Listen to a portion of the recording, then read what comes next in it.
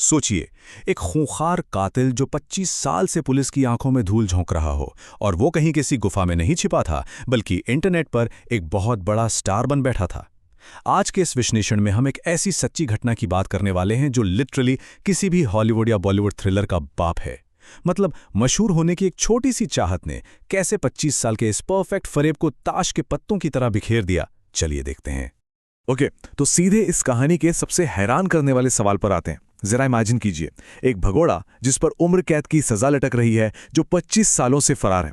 उसे पकड़ना तो दूर की बात है, खुद पुलिस उसे वीआईपी सिक्योरिटी दे दे। जी हां, सरकारी खर्च पर 24 घंटे हथियारों से लैस पुलिस गार्ड्स उसकी हिफाजत में लगे थे। कोई सोच भी कैसे सकता है ऐसा? और यही इस पूरी कहानी का सबसे बड़ा, सबसे चौंकाने वाला रहस्य है। और अगर वो आपको हैरान कर रहा है तो जरा इस नंबर को देखिए, 1,04,00,000। ये कोई छोटा मोटा आंकड़ा नहीं है। ये उन लोगों की गिनती है जो इस भगोड़े कातिल को यूट्यूब पर रोज देख रहे थे।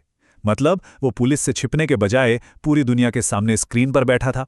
और कमाल की बात देखिए, इतनी बड़ी ऑडियंस होने के बावजूद किसी को भनक तक नहीं लगी कि इस चेहरे के पीछे का असली सच क्या है। वो सबके सामने होकर भी सबसे ओझल था। तो चलिए कहानी के पहले हिस्से की तरफ चलते हैं। साल 1995 का वो अपहरण और मर्डर। इस खौफनाक कहानी की शुरुआत आज से 31 साल पहले 1995 में हुई थी। दिल्ली के रामजस स्कूल में सलीम खान नाम का एक शख्स बच्चों को मार्शल आर्ट सिखाता था। जी हां, वही शख्स जो आगे चलकर सलीम वास्तविक बना। 20 जनवरी को इसी स्कूल से 13 साल के एक मासूम बच्चे संदीप का अपहरण हो गया। जब पुलिस ने छानबीन की तो कुछ चश्मदीदों ने बताया कि उन्होंने संदीप को एक रिक्शे पर जाते देखा था, और उस वक्त बच्चे के मुंह से बस एक ही शब्द निकला था, मास्टर जी। ये सुनते ही रोंगटे खड़े हो जाते हैं कि वो बच्चा बिना किसी डर के अपने किडनैपर के साथ जा रहा था, क्योंकि वो उस पर भरोसा करता था, उसे अपना गुरु मानता था। बस इसी एक छोटे से सुराग ने पुलिस को सीधा सलीम खान के दरवाजे तक पहुंचा दिया। अब अपहरण के ठीक अगले दिन की बात है। संदीप के पिता सीताराम, जो कि एक सीमेंट के व्यापारी थे, उन्हें फिरौती का कॉल आता है। डिमांड्स बिल्कुल साफ थीं। लोनी फ्लाईओवर के बस स्टैंड पर आना है, 4:30 बजे बागपत वाली बस पकड़नी है, और 50,000 रुपये से भरा बैग बस के लगेज एरिया में रख देना है। अब देखिए, 31 साल पहले 50,000 रुपये एक बहुत बड़ी रकम हुआ पड़ती थी। लेकिन इस पूरे खेल का सबसे क्रूर और भयानक सच तो ये था कि जब ये पैसों की डिमांड की जा रही थी ना, तब तक सलीम उस मासूम बच्चे को मौत के घाट उतार चुका था। अब देखते हैं कि इसके बाद न्याय व्यवस्था के साथ कैसा भद्दा मजाक होता है। जनवरी 1995 में हत्या और किडनैपिंग के जुर्म में सलीम खान और उसके साथी अनिल को गिरफ्तार कर लिया गया। कुछ सालों बाद कड़कड़दुमा कोर्ट ने उन्हें उम्र कैद की सजा भी सुना दी। सब कुछ सही चल रहा था, लेकिन फिर आया साल 2000।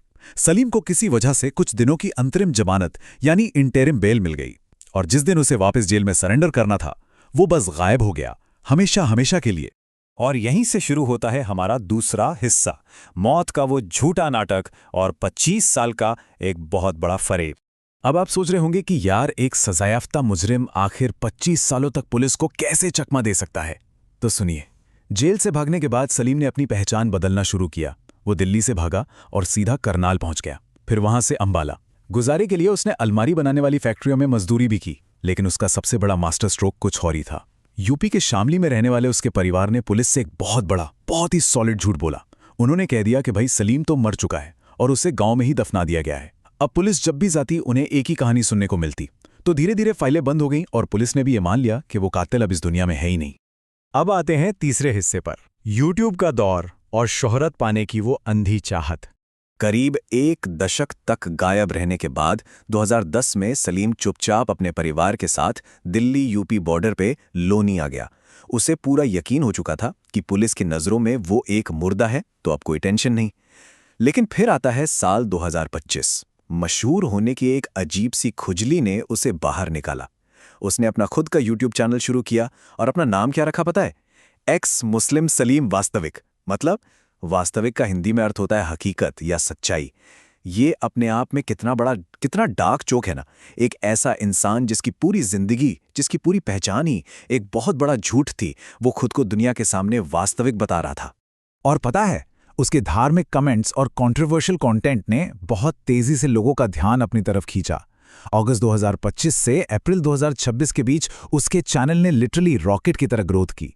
62,700 से ज्यादा सब्सक्राइबर्स, करीब 230 वीडियो और 1,04,00,000 से ज्यादा व्यूज। कुछ लोग उसे पूजने लगे तो कुछ उससे नफरत करने लगे, लेकिन यही वो शोहरत थी जो उसके लिए एक ऐसी चिंगारी साबित हुई जिसने उसके 25 साल पुराने बड़ी चालाकी से छुपाए गए राज को जलाकर खाक कर दिया। और अब बात करते हैं भाग 4 की, इस कहानी की सबसे बड़ी विडंबना, एक भगोड़े को पुलिस की सुरक्षा।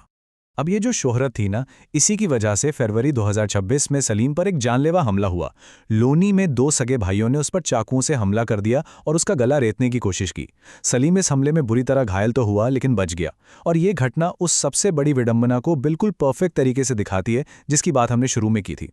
आप यकीन मानिए, इस हमले के बाद यूपी पुलिस ने उसकी सुरक्षा के लिए उसे 2 हथियारबंद गार्ड्स दे दिए। जी हां, 24 घंटे सरकारी खर्चे पर पुलिस एक ऐसे शख्स को सुरक्षा दे रही थी जो असल में उम्र कैद से भागा हुआ एक खूंखार हत्यारा और किडनैपर था। अब इस पूरे ड्रामे के बीच एक और शॉकिंग चीज हुई। उसकी इस कहानी और मीडिया में आ रही खबरों को देखकर मुंबई के एक बहुत बड़े फिल्म प्रोड्यूसर ने उससे कांटेक्ट किया। बात यहां तक पहुंच गई कि उन्होंने सलीम की जिंदगी पर फिल्म बनाने के लिए उसे 15 लाख रुपए का एडवांस चेक भी थमा दिया। मतलब उसकी जिंदगी वाकई किसी सस्पेंस फिल्म से कम नहीं थी। बस इस फिल्म का क्लाइमैक्स आना अभी बाकी था। फाइनली भाग 5, 25 साल बाद गिरफ्तारी। कैसे उसके खुद के अहंकार ने उसका राज खोल दिया। 25 साल का वो गुरूर, वो वहम कि उसे कोई छू भी नहीं सकता, अब वो टूटने वाला था। कहते हैं ना, जब इंसान पर शोहरत का नशा हावी होता है तो वो सबसे बड़ी गलतियां कर बैठता है। अब इस गिरफ्तारी की 2 कहानियां हैं और यही इस चीज का सबसे दिलचस्प पार्ट है।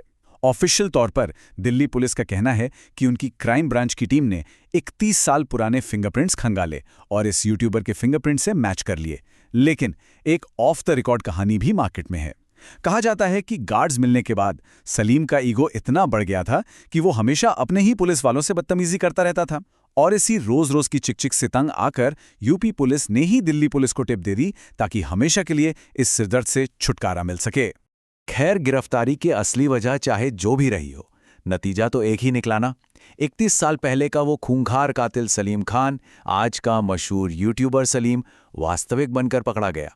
लेकिन इस पूरे ड्रामे में हमें उस 13 साल के बच्चे संदीप को बिल्कुल नहीं भूलना चाहिए, जिसे कभी न्याय नहीं मिला था। तो अंत में सवाल यही उठता है, क्या शोहरत की अंधी चाहत और इंसान का अपना अहंकार हमेशा उसके सबसे गहरे और खौफनाक राज दुनिया के सामने ला ही देते हैं? आप लोग इस बारे में क्या सोचते हैं? आज के इस विश्लेषण में बस इतना ही।